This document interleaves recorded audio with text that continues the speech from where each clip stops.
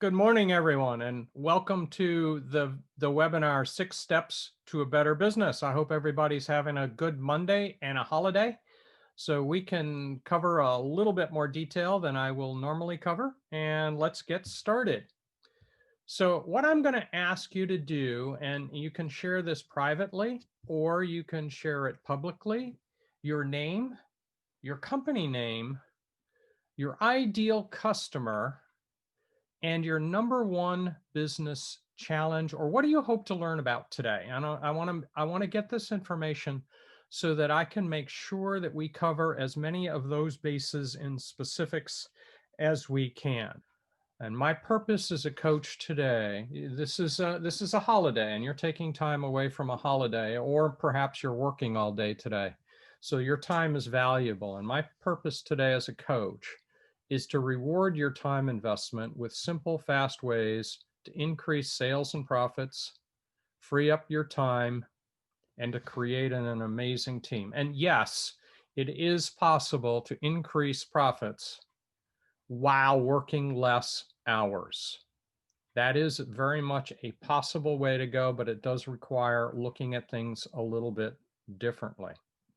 While I'm waiting for comments to continue to come in, I'm going to share a little bit about ActionCOACH and introduce ActionCOACH, and then a little bit about me and what gives me the right essentially to be teaching this kind of a topic. So ActionCOACH is the world's #1 business coaching firm. We have more than 1,000 coaching offices, and we operate in about 70 different countries worldwide.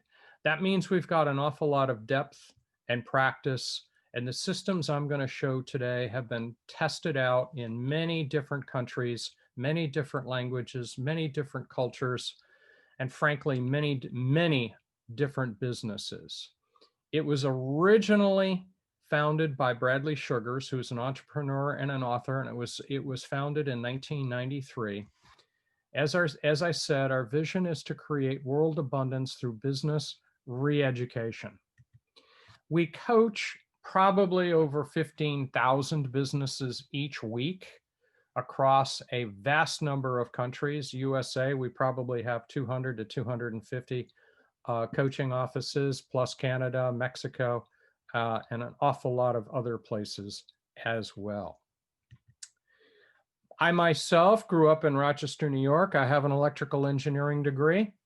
About 22 years later, I completed an MSBA. I completed that at night while traveling around the country in a sales role. By that time, I was leading my first business unit, and I ran business units for large manufacturing corporations over about 20 years. I did about 5 of them, and I grew the last business unit 300% in 3 years. And that was based on using many of the kinds of systems I'm going to show today. I can't say that I had them systemized like these are now. ActionCOACH has done a marvelous job of systemizing, but all of the principles are the principles I learned the hard way. It wasn't the MBA that taught them to me, although the MBA certainly helped me speed up the process of learning.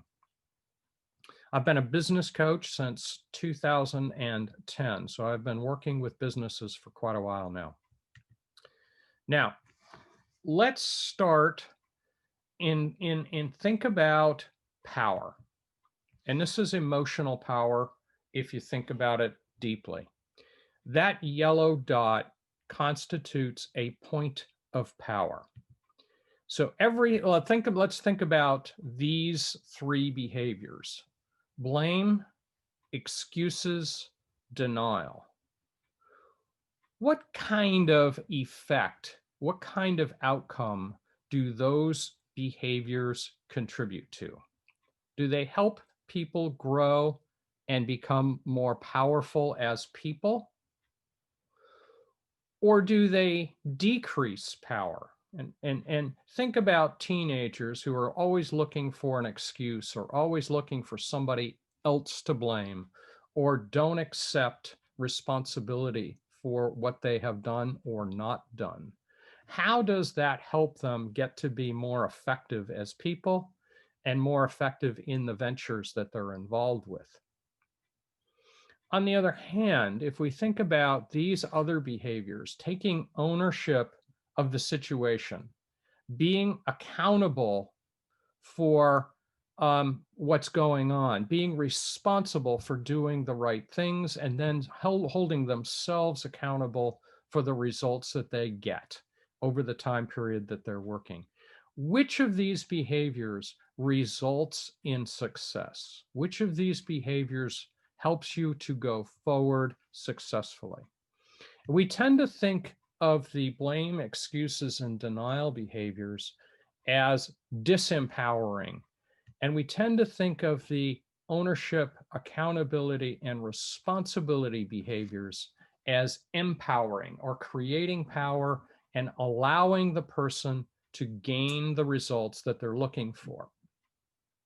Now, if we think about that, then the only failure is really the failure to participate. The only failure is the one to get in, get involved, and do stuff. Try stuff. See what happens. That makes life and business a lab. So if we're not fearful of failure, we can try stuff that we wouldn't ordinarily try. We can therefore accomplish stuff that we wouldn't always accomplish. And so we want to look at things from a perspective that there is no such thing as failure, that failure is the failure to jump in and do something and find out, and therefore consider yourself honored to be able to make more mistakes because you accomplish more by making more mistakes. Now, where that takes us, these two words in English are actually very powerful words by themselves. But in this sequence, they kind of get in the way. Think about when you've worked with teenagers and they start talking about, I know, I know, I know. Do they really? And if they did, what would they be doing about it? And so something you want to keep in your mind is while you're looking at an idea that you've never tried before and you just know it won't work, or you've got an idea that you just know will work, maybe that's not the right approach. So block that out and start taking new ideas in with an attitude of, isn't that interesting? Maybe if there's some data here or some opportunity for an insight here that allows me to accomplish stuff I've never been able to accomplish before. One of the interesting things about accomplishment is it always happens outside of our comfort zone. And so we have to find the path that allows us to open up a door or a window that we can get beyond our comfort zone and do things we've never done before, because that's where the successes are. That's where our ability to do things that we've never been able to do before, to get the results we've never been able to get before, comes from. So we need to be thinking about how do we get our mind opened up, and substituting the phrase, isn't that interesting, allows the mind to open up. Now, another part of this game is you got to be willing to have fun. This has got to be a toy. This has got to be an opportunity to play a little bit and see how to do things in a different way. My friend of mine likes to say, if it's fun, it'll get done, which kind of implies if it's not fun, it won't get done.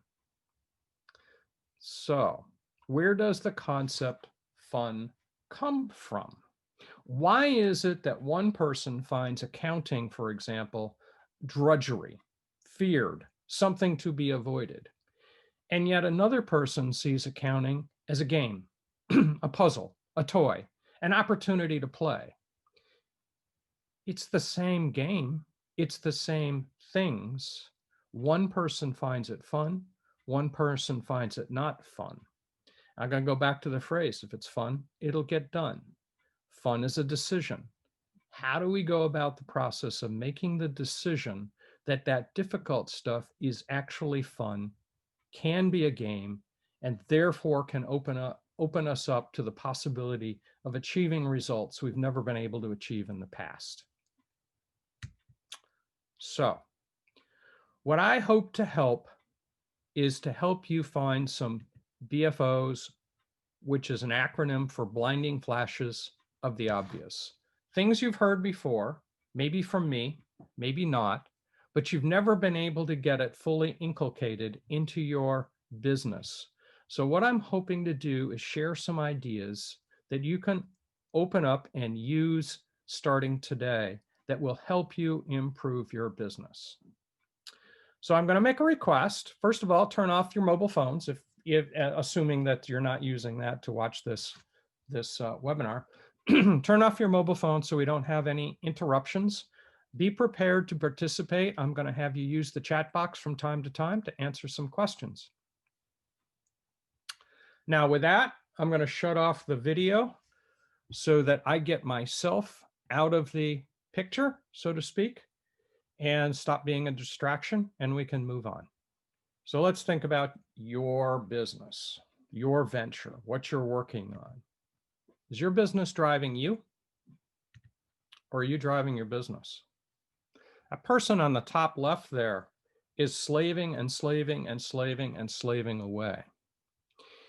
And the person on the right there is enjoying life. Maybe he's looking at his KPIs, or maybe he's looking at Facebook on his computer there in a very relaxed environment because somebody else is doing the work for them. They have the same business, the same kind of business, but they have learned different things about how to make it progress forward. And so we're going to work on this from a conceptual perspective. Now, most business owners really only ever have a job. They've built a business that is essentially making money at the rate that they do work. So they are basically being paid for the hours of work that they do. And that's the same thing as a job. And we tend to think of that as a just over broke. What that leads to in the long term is a feeling of burnout. Now, there's some interesting statistics out there about business closures. Something on the order of 90 to 95% of businesses close in the first 5 years. Now, there are a variety of different excuses, reasons for businesses to close. Most of them don't go bankrupt. They just stop operating that business and go do something else, like get a job. And they do that because the amount of work in running a business is so high by doing it themselves that they've never quite figured out how to let go, in a manner of speaking, and get it done. And they lose track of the objectives. The objectives are to serve customers and make money. The objective is not to be a slave to the bank account. So how do we bridge that gap? Now at ActionCOACH, we've created a definition of a business. What I want you to do is take a minute and write into the chat box your definition of a business, and let's kind of compare notes here. How about this perspective? A commercial, profitable enterprise that works without the owner. It is very possible for a business to provide service and make money for the owner without the owner being the one doing the physical work. Now, that does not mean the owner is completely gone, but it is possible for the owner to not be there every day and the business to continue to grow. It's been done many, many times. And it's just a matter of rethinking exactly how a business works. So what we're going to do is we're going to walk through a sequence of events that shares exactly how this can be done. And what I'm going to show is 6 basic steps that enable a business owner to get to that place in their business. So if we start with a mastery. Now, mastery is a series of tasks that's intended to eliminate chaos. I'm going to share the bulk of what's going on there. Niche is then the next important factor where we're developing a predictable cash flow. Once we've got a predictable and hopefully profitable cash flow, we can start to build efficiencies with leverage.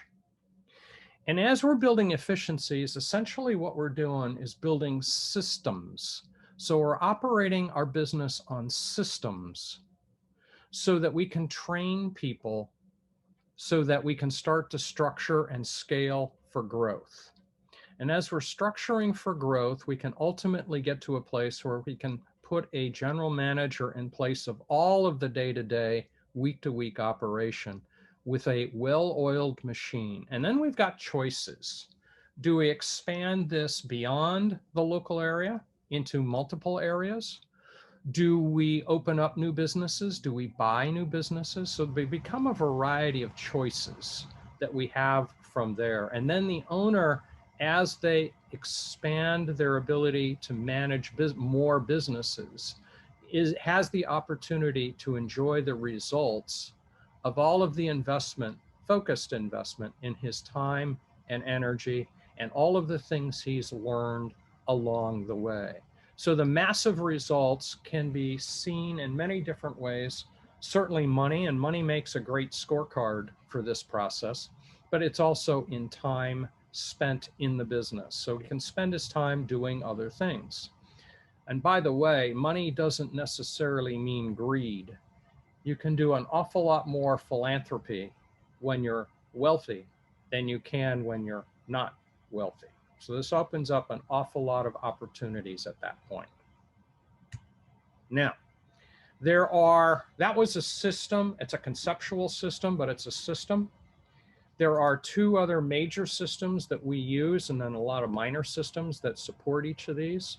The 5 ways on the left is a system for generating cash flow on a predictable and scalable basis. And the 4 ways on the right is a series of strategies and abilities to create leverage that we might apply all throughout the system. So there are 4 basic categories there: people and education, systems and technology, delivery and distribution, accounting, testing, and measuring. These are all systems with a whole variety of different strategies that can be used. Now, we're going to go through these generally one at a time real quickly, give you some ideas of what this looks like. But I think what I want to start with is have you put into the chat box, what have you learned so far? And is there one thing that you've heard that you will want to adopt into your business based on this right away? All right, so we're going to start with mastery. And there are 4 basic components to mastery. The key to mastery is the cost of chaos. Now, there've been a lot of studies on small businesses, and generally speaking, what we've learned is most small businesses struggle in the area of financial management. And I made a quip a little bit earlier about accounting. That was intended to be an attention grabber, in the sense that accounting is very, very difficult. Most people get wrapped up with the performance of their product or their service, and they start to get into a mindset of just one after another, after another, after another, without actually learning how to sit down and measure what's financially working and what's financially not working quite so well. And the financial management piece of that becomes a very important component in learning how to be effective in their business. But that's just one of the 4. The 4 areas really come down to destination, money mastery, as I just spoke of, time mastery, and delivery mastery. So we're going to look at each of these in a little bit. But in each case, these are components that help a business owner get themselves out of trouble and get themselves moving forward in a direction that accomplishes their original goal. So think about, what is your business goal? Where are you trying to go? And sometimes I wonder if this isn't the business goal for many small businesses, because they don't see much past that. They haven't seen a flow to a real end result. And I have known of cases where exactly this outcome happened. This is a very common outcome, this or just plain flat walking away. So you want to stop to think there's no use really in going out to build a business if you don't know where you want to go. And COVID has become a common excuse. Oh, COVID, I can't get any customers. But we really want to stop and think the destination doesn't have to change. The goal does not have to change. Only the path to the goal has to change. So, whatever the obstacle is that jumps up out of nowhere, and we need to learn to plan around some of these, but whatever obstacle jumps up, we have to be able to adapt and figure out how to keep going, keep the goal the same. The timeline might have to change. The path to the timeline might have to change. So some common questions to really be thinking about in this category is, what does your business look like when you're finished? And what does finished mean for you? Where's your plan? What's your goal? What's your 10-year goal? What's your 5-year goal? What's your 3-year goal? What's your 1-year goal? What's your plan for the next 3 months in detail? Where are you trying to get to? Do you have a real vision, a real clear vision, so you know what it is that you're trying to do with your business? You've heard these things before. Money mastery. Now, here's the key. If we want to manage something, we have to be able to measure it. And money mastery really is a core piece of how do we measure results? How do we measure outcomes? And a key to money mastery is budgeting and reporting. So we need to be thinking about profit and loss statements on a monthly basis, at least, a balance sheet, a statement of cash flows. What's our profit margins? What's our profit margins for this product category? What's our profit margins for that product category? Do we have measurements that some people call key performance indicators? Do we have measurements that allow us to know that we're being effective with whichever product we're talking about? Or other tasks. I mean, how well we do our invoicing, how well we do our collecting, how well we do our marketing. All of these are measurable. And if we really want to be successful, that's a tool to help us get there. Money Master is really about break even.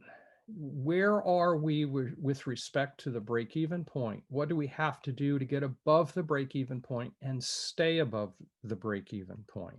So these are all pieces. And of course, if we can get to max utilization, that's a fantastic thing as well, because that's where the maximum profit is before we have to reinvest in growth to the next stage. Then the next category we get into is time mastery. And in this category, we're focusing on the timeliness of high priority tasks. Now, some common tasks that are pretty high priority are invoices. Are they sent on time? Are collections made? How about the products and services? Do we have the capacity? Do we have things in stock, enough things in stock? And do we not have too much in stock? What are our key performance indicators or KPIs? What things create positive cash flow? What things get in the way of positive cash flow? So starting to think about these things, we can start to think about a time target. We want to avoid working in the things that are not urgent and not important. Is it the most busy time of our day and we take a phone call from somebody that's not involved with a business, a friend perhaps? That could be a distraction. Things that are urgent and not important. So we also want to avoid those. Those kind of give us a feeling, a delusion of being important, but they're not really important. They're not the things that are taking us to our goal. So we want to stay focused on the activities that take us to our goal. We get to things that are urgent and important, and these are a demand. These are things that have to be done right now. They are often also things that we could have prevented, at least we could have prevented the urgency if we'd planned ahead a little bit. So sometimes some insight as to help us planning ahead. Which takes us to things that are urgent but not yet important.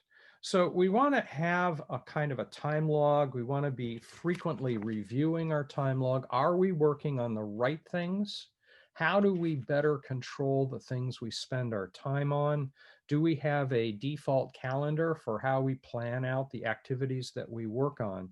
So, and are we working in the business, or are we working on the business to grow it so that we don't have to work in the business? So if we can stay focused on working on the business, this is where we get the most value for growth and most opportunity to build where we want to go. And that takes us to delivery mastery. And the core key to delivery mastery is consistency. Are we delivering our product consistently? Are we doing the support activities consistently? Marketing, are we doing it consistently? Are we testing it frequently? Do we know what works? Do we know what doesn't work? Are we selling consistently? Do we know what our conversion rate is? Are we working in a positive way to growing our conversion rate rather than allowing it to just float because we continue to do it the same way all the time? So testing and measuring standards for consistency and results becomes a very important piece of this. And a sideline of this is, are we consistently in contact with our customers so that they know we care about them, so that they'll want to come back and do business with us again and again and again in the future? These all become important pieces of the process of building a business. Frankly, repeat business is one of the most important components of profitability that there can be, because you have to spend the least amount to achieve it. So I'm going to move on to niche real quickly here. We're just going to introduce it, and then we're going to pause, and I'm going to ask the question, what have you learned so far? So think about what you've learned so far, because we're going to talk about that in just a second.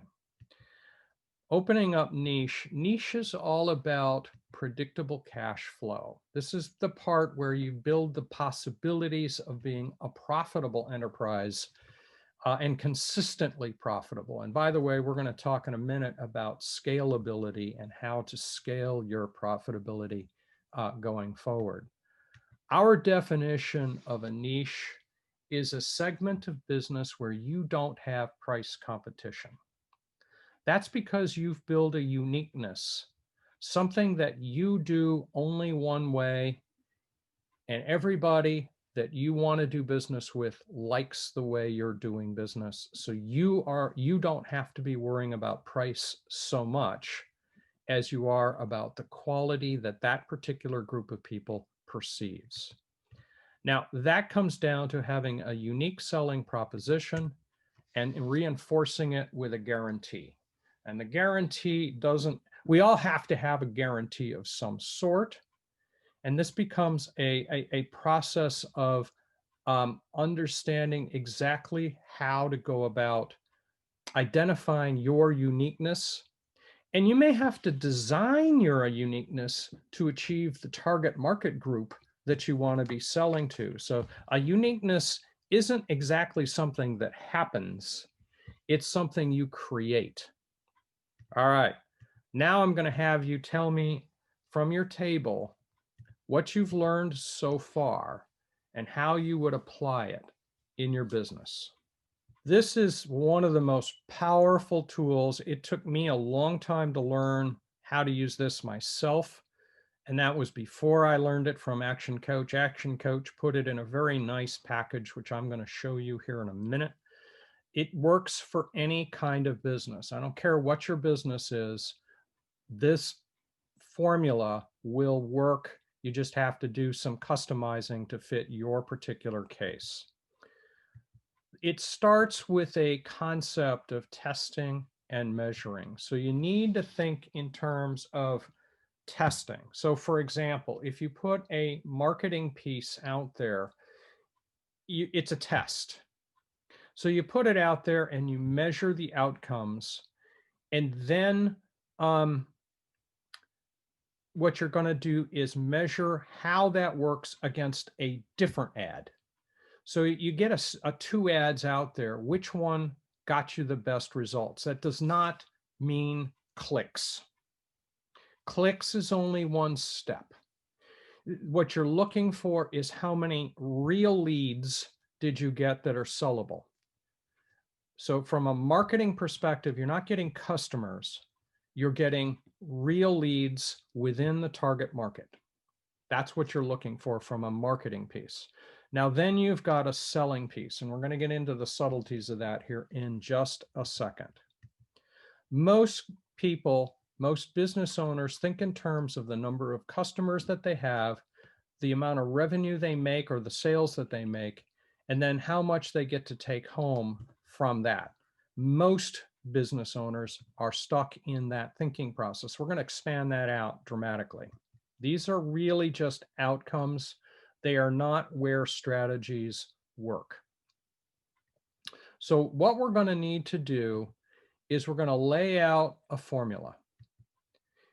Number of leads times conversion rate equals the number of customers.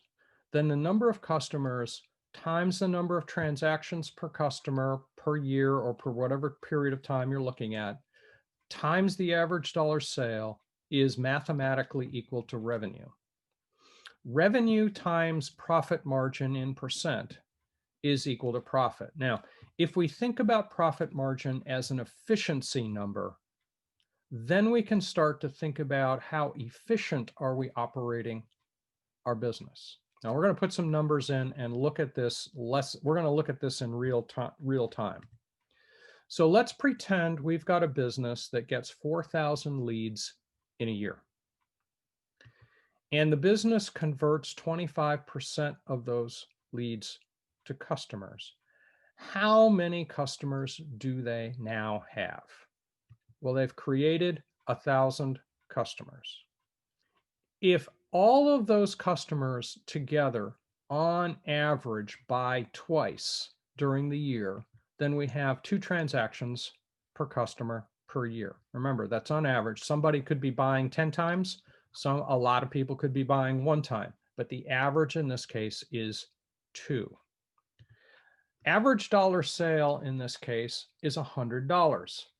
So, okay, $100. That might mean somebody buys something for $10, and it might be somebody buys something for $5,000, but the average is 100 across the span of 1,000 customers.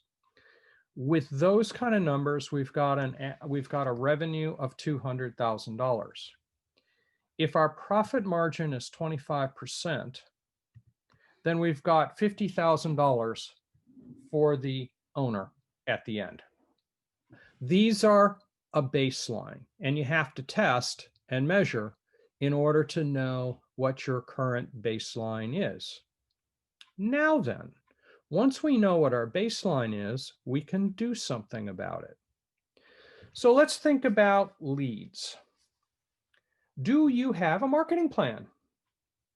Do you have a plan for how you're going to bring in leads more than just client referrals, word of mouth client referrals? Now, word of mouth can mean a lot of things to a lot of people. Some people consider membership in BNI word of mouth. Now, do you have a database of potential clients? Do you stay in regular contact with your past clients? These are all potential ways of increasing the number of leads. I have a list of about 85 different ways of increasing the number of leads. These are all different marketing techniques. There are thousands of marketing consultants out there, some of which actually know what they're doing. Actually, probably a small number, but a number. Many of them are more into selling their art than they are into creating leads, but you can find good marketing consultants out there that can help you increase the number of leads. So if we did this scientifically, is it possible we could increase the number of leads by, say, 10% in a year? Well, 10% more leads would bring us 4,400 leads in a year. Now, if we've got a conversion rate of 25% and we've measured our conversion rate, is it possible for us to learn how to grow it? Is it possible for us to gain more skill in selling? And of course, the answer is always yes. Selling is a skill. It's not you're not born with it. It's something you learn how to do. And a 10% increase is only going to 27 and a half. I'm not talking about going from 25 to 35, although that's a longer term goal and we can get there. But if we can learn to go to 27.5% with 4,400 leads, how many customers will we now have? Well, 27.5% of 4,400 is 1,210. So we've got a 21% increase in the number of customers. Cool, that's a beginning. Now, we're getting 2 transactions per year on average from our customers. Is it plausible to increase that number if we go about it strategically? Is it possible? First of all, do we know what the number is? Have we measured it? Have we gone back and looked at last year's numbers and maybe the years before? So do we stay in regular contact with our past clients? Do we perhaps have a VIP strategy for our past clients? Do we have a members club? How often could they buy realistically? And what have we done to help them buy more often? And with that in mind, is it plausible to increase the number of transactions from 2 to 2.2 or 10%? Now, similarly, average dollar sale is $100. What's included in that $100? Is it possible that they could buy more stuff? Do we have more things that they could add on? Are there other things that they could be buying from us that they don't know about? What have we done to help them know about it? Do we have a checklist of things that they could buy from us? So these are, and that would fit the project that they're trying to do. So these are all ways to think about it. In addition to that, could we raise our price a little bit? And would anybody really notice? So these are all items in the menu that we could do that would enable us to raise it 10%, and in this case, $100 to 110. That doesn't mean everybody's going up, but many people might. So if we've got 1,210 customers, then we help them buy a little bit more. What's our new revenue? Well, with this particular situation, our new revenue is almost $300,000. So we have just increased our revenue 46% just by working strategically on those 4 categories. Next, how efficiently are we running our business? How well do we measure our efficiency? Are we looking at the things that we do, and could we, people like to start to think, what can I cut out? And there are always opportunities to cut out to a point. But if we cut out too much, we cut ourselves literally out of business. So increasing is really where we want to go. How do we increase our efficiency of operation so that we can increase by 10%? And by increasing that by 10%, we've just increased our profit by 61% to in excess of $80,000. So these are a way to increase what we receive from our business to a much more attractive number using the same resources that we've got today. Now then, can that be done better? Well, what if we did that work year over year over year over year for several years? This is where scalability comes in. So over years, not 1 year, but several years, could we increase the number of leads by double, 100%? Could we increase our conversion rate by double? How many customers would we have now? Well, 50% of 8,000 is 4,000. Similarly, could we increase the number of transactions per customer by double? Could we increase the average sale by double? Now, what would our revenue look like? 3.2 million. Now, I'll guarantee you, this is not the same business in the sense that it's not the same person running a $3.2 million business. This needs to be a much larger organization, and we need to be thinking about organizational structure before we're going to be able to accomplish this. You can run a $200,000 business most of the time with one person, maybe 1.5 people. You will probably not run a $3.2 million business with 1.5 people. You're probably going to need several. Now, there was, and as an example, I worked with a roofing company a few years back. When we started, he was running a $700,000 a year business. We applied these exact same strategies, this thinking process, and we got him to 3.2 million over a couple of years. This is all doable over and over and over again. Now then, we need to think about efficiencies. Is it possible to get to 50% efficiency? Well, I'll guarantee 50% efficiency is a challenge. I'm not sure everybody's going to get to 50% efficiency, but it doesn't matter. We will still we have the opportunity to make big gains in this. In this particular case, 50% increase in efficiency would take us to $1.6 million. So these are things you can do in your business if you want to think about it from a strategic perspective rather than just going after the next sale over and over and over and over again. These are where the opportunities for real growth are in a business long term. Now, like I said, this did not happen immediately. This happened over time with an additional team of people, and the business was built with the perspective of achieving a bigger business than this. So this is where goal really matters. All right then.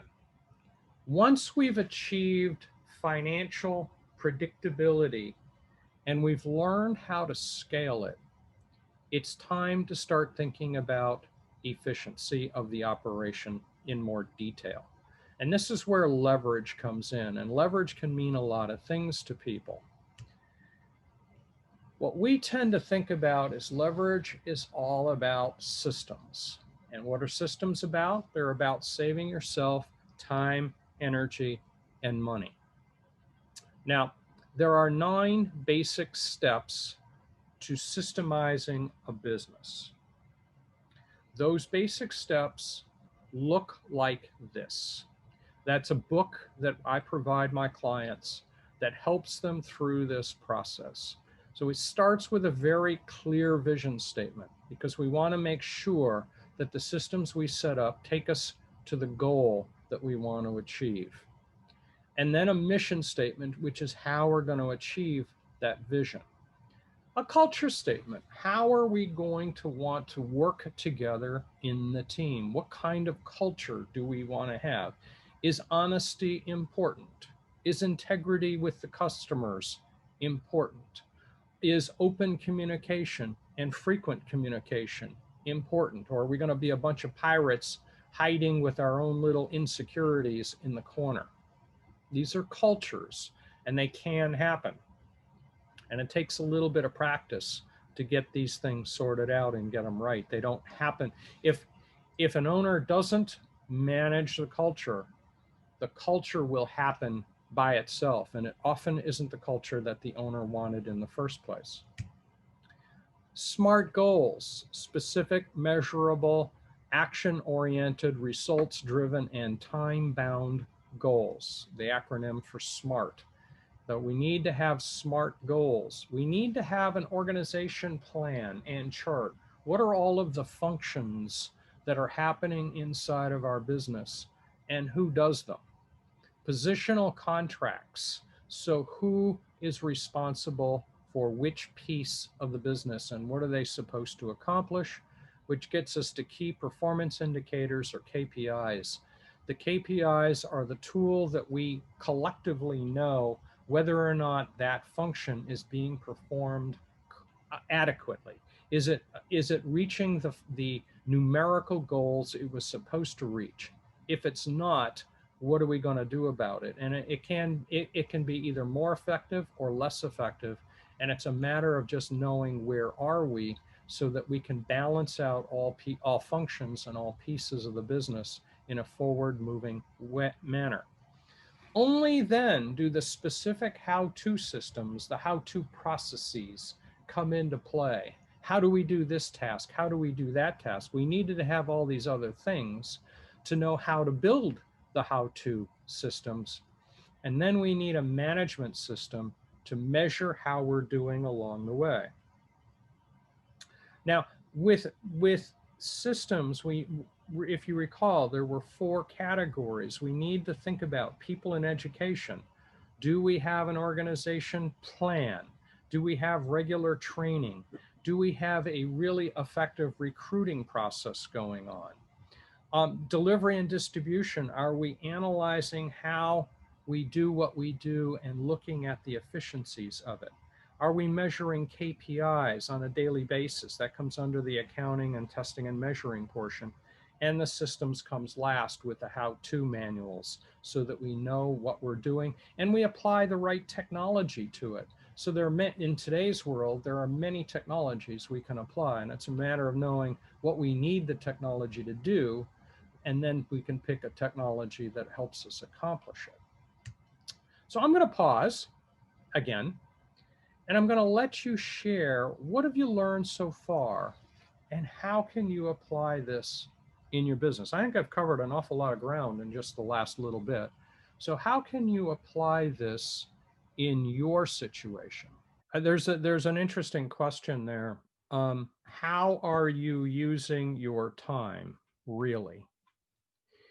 And is your time broken up into too many chunks, some of which are the wrong things and should be done by somebody at a lower pay grade? And this is something I get into with almost every single business owner, is their use of time is actually a core piece of what's holding them back. Delegation and time management are very, very important, but there's an awful lot to that step.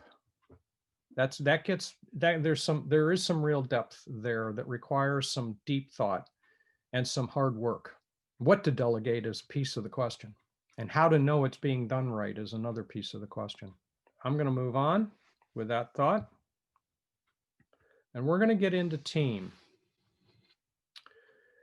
And Reverend Faye, this might give you some pause for thought here. This next little piece. Team is really where we want to get to. We do want to get people doing the work for us. That's a truth. But there are some insights here that matter. And I want you to think about your team for a minute if you have one. Most employees are motivated, energetic, committed, enthusiastic, and loyal, except for the 8 hours a day they work for you. This is a quote directly out of Tom Peters' book, Good to Great, from, I can't even remember when that book was written. I read it first time many, many years ago. That was a fantastic insight, and I have worked in multiple different large corporations and small, and I've seen it a truth many, many, many times. And I remember being I was doing some consulting kind of work for a power company, a prominent large power company in a different part of this country. And I was standing with a power plant manager who was responsible for about $1 billion worth of equipment and about 450 employees. And we were watching some work getting done poorly. And he made the quip that these are people that can go home and manage a home budget, but they can't even manage how they do their own work when they're on paid time.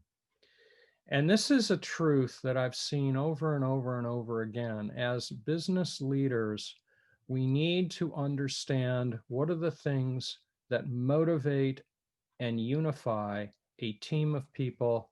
And you could use a basketball team, a football team, a baseball team as an example. You see them perform or misperform week after week after week after week as examples. All of that fits. I want to start with a small scale example. So this is a cycle of business. Now, there are two major cycles of business. One is a macroeconomic cycle, which I'm not going to get into today. This is kind of a micro cycle that happens inside of a business. Most small businesses start up with an owner serving customers by themselves. Most. Heavily capitalized ones probably hire a team and get themselves into trouble right off the bat. But in this case, an owner starts a business and he's serving customers and he gets a comfort zone around marketing to, selling to, and delivering to customers. So he moves on and he's doing this over and over and over, and he gets to a place where he gets really, really busy. So he hires some people, usually people with experience in his product area, and he expects them to perform just like he did. And most of the time he finds out that it isn't quite that simple. So now not only is he himself serving customers, continuing to do the amount of work he always did because he's getting paid by the hour, but he's got a few more people doing work, and he's finding himself spending extra time putting the fires out that they created because they didn't do it exactly like he did. Sometimes he gets frustrated and quits and closes the business. Sometimes he gets frustrated and fires everybody. Oftentimes he lives with it for a long period of time and hence tends towards a burnout of some sort or another. But there was an alternative path.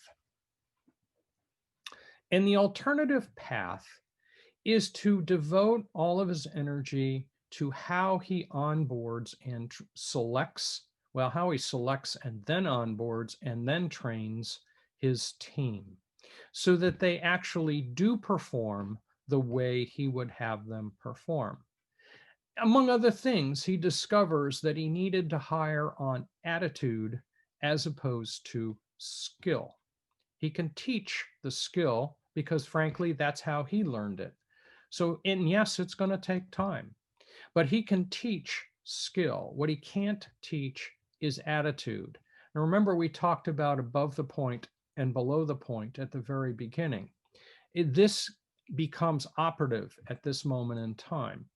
He can take accountability for teaching the team the right way to do it, and they can be above the point and take responsibility for doing it the right way, in which case, collectively, they will develop more customers, which will then take care of the business by doing good business with the company, and then the business will take care of the owner with profits.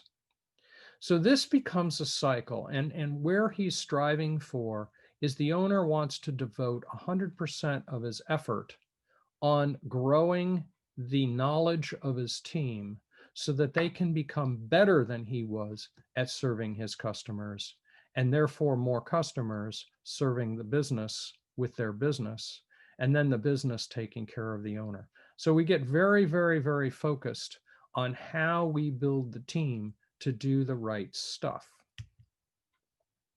There are 6 keys to building a winning team. You can watch your favorite sports team and see how well they do this stuff.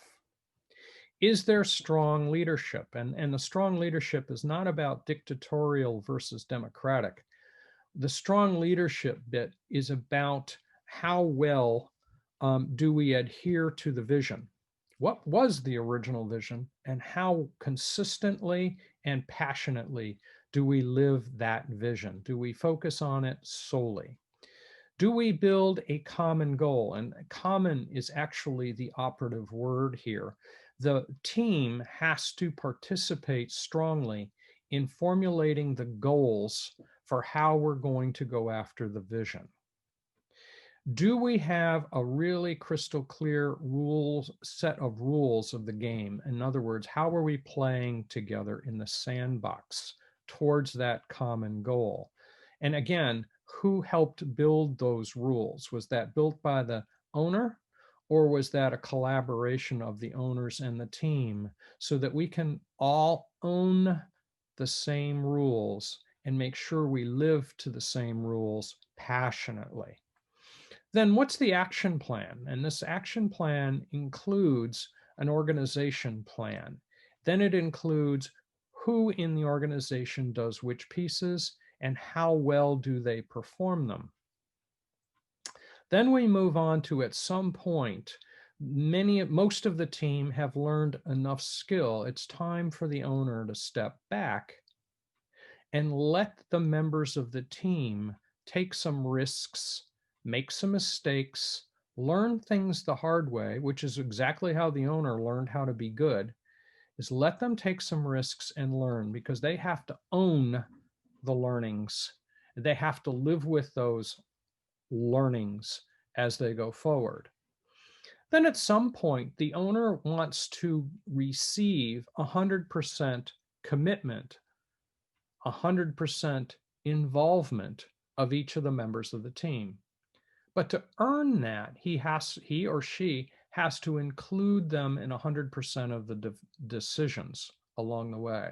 So this becomes the 100% involvement / inclusion step. So it takes a bit of soul searching and passion here to let them start to take control. And this allows the owner to step back, perhaps step away. When I'm working with one of my clients, one of my more advanced clients, I'm talking to them in terms of setting a date goal for when they're going to take a 3-month vacation. And they're only going to receive 1 email a week with an update of how well the business is going. And they're expecting to come back after 3 months with a fully growing, functional, profitable business. So this kind of sets a way to keep the owner's focus on how to get this part of the business running. Now, a winning team really knows how to get the right people on the right bus, into the right seat, going to the right destination. And this is the owner's responsibility, is to make sure this is what's happening inside the team. Because the more the team, the more opportunity to leverage and achieve higher level results. That's what you're looking for in the long run. Now, past that, we are getting into synergy, which is duplication. So we're looking for synergy and results. And what I mean by duplication, it can be a franchising process. It can be a chain. It's setting up for scale in other locations. Or he can be taking the skills that he's learned to get this far to buy other businesses and grow other businesses. Ideally, ones that can be synergistic to the first one he built, but not necessarily. It can be an entirely different kinds of businesses, because the skills that we learn to get to this point are transportable to any kind of business that you want to go. This is the step. These are the steps that lead to your growth and then freedom. This is the step where you bring a general manager in and put the business on autopilot, essentially under the general manager's control, because the general manager is striving to achieve the vision and the goals that you as owner have set out. Your job is to monitor the general manager's progress, keep him on track, and enjoy the benefits of ownership by receiving dividends and preferably time away to go do what you want to be doing. Okay, we're going to pause here. What have you learned so far? And how do you think you could apply it? From there, I'm going to quote Richard Branson. I think everybody knows who he is. If you can learn to run one business successfully, there is no reason you can't run any number of businesses at the same time. Principles are all the same. It's just a matter of learning the principles and learning how to use the principles. And I'm going to make a guarantee that 12 months from today, you're going to arrive. The real question is where? Oops, went too fast. Are you going to arrive at burnout, or are you going to arrive at a place where you are building yourself a possibility of some peace and financial freedom and security? I'm going to offer you can go in two directions. You can go and try to improve your business on your own. I think I've shared a bunch of concepts for that right now. Or you're interested in trying to get some massive results in your business right away. And I'm going to offer a few options here. Generally speaking, I'm going to offer a conversation. These are the 6 steps with some level of detail attached to them. And what I would do is have a conversation where we might look at your business in this context through those kind of details, maybe assess your situation with these details. So this is something that we could talk about. Typical solutions that I have offered to people fit into these categories. And it depends entirely on where they are with their business, both economically, financially, and scope-wise. So I have a variety of mentoring programs, both one-to-one and group. I'm going to be opening up something I call Business Owner University in March, early March. And it's a program to literally walk a small business owner through those steps with some degree of education and some degree of coaching. And it's going to be done on Zoom. So it's very accessible regardless of where they're geographically located. I also do small, I'm going to call them quasi-consulting sessions with what I call block of hours, where we'll sit down and work on a single project, and we'll pick some number of hours in advance for a price, and we'll just work through a project to get some ideas on the table. And then once a quarter, and the next one coming up will be in mid-March, as I recall, which is a growth club or a quarterly planning session where we'll sit down for 4 hours and help business owners in a group work through their plans for the next 90 days. So these are all things that we can do depending on what your budget looks like and what the situation is inside your business. And we can talk through those as possibilities.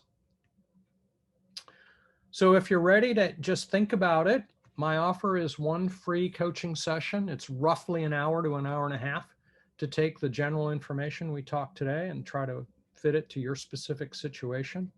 I guarantee you'll walk away with 3 or 4 actionable ideas or strategies.